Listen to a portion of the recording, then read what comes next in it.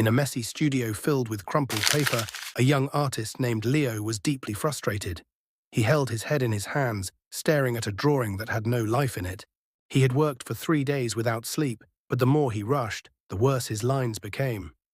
The paper balls on the floor showed his anger, and he felt like giving up on his dream. It was a cold and rainy night, and Leo walked down the empty street to clear his mind. Suddenly, a warm orange light caught his eye from a vintage clock shop. Through the window, he saw an old man with white hair repairing a tiny watch.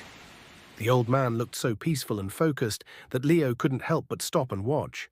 Leo pushed the door open, stepping into the shop filled with the gentle ticking of clocks. The old watchmaker, Harrison, stopped his work and looked up with a warm smile. He saw Leo's confusion and sadness and kindly invited him to come inside.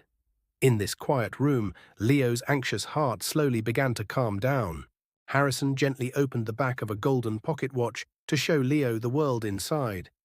Leo leaned in and was amazed to see many tiny gears turning together perfectly and slowly. Harrison told him that every little gear has its own rhythm, and they must work together patiently to keep time. Leo realized that the most beautiful things in the world need time to grow. With Harrison's encouragement, Leo picked up the tweezers to put a tiny gear back in place. His hands shook and sweat broke out on his forehead as he tried to be extremely careful. Harrison did not rush him. He just stood by with a quiet, supportive look. In this quiet moment, Leo finally learned what it meant to focus completely. After Leo successfully placed the gear, Harrison took him to the studio and pointed to a tall grandfather clock. "Look," Harrison said, "the pendulum never tries to jump to tomorrow, it just takes one steady step at a time." He told Leo that painting is just like fixing clocks. You must learn to go slowly and give time some time. These words opened Leo's eyes and showed him the way forward. The next day, sunlight filled the studio and Leo sat in front of his canvas once again. This time there was no anxiety or rush in his eyes, only peace. He no longer worried about when he would finish or what others would say. He simply picked up his brush with a smile, ready to paint his feelings onto the canvas.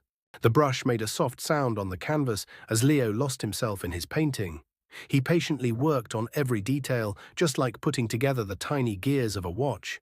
His focus made the painting flow, and the lines began to look alive and beautiful. He finally understood that only true patience can create something that touches the heart.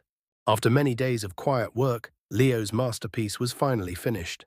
On the canvas, a beautiful tree grew around a vintage clock, surrounded by lovely pink cherry blossoms. This painting showed the perfect mix of art and time, and it was a symbol of Leo's own growth. He stood proudly next to his work, smiling because he had made something truly special.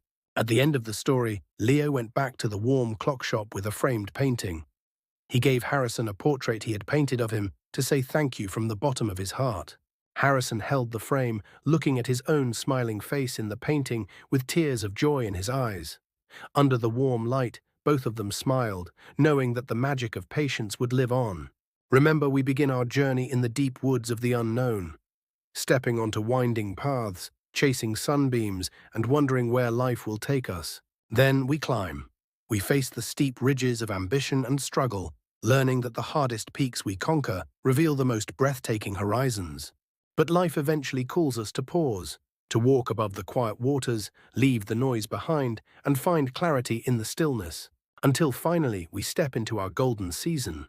We look back and realize that every forest we got lost in, every mountain we climbed, and every quiet path we took was exactly where we were meant to be.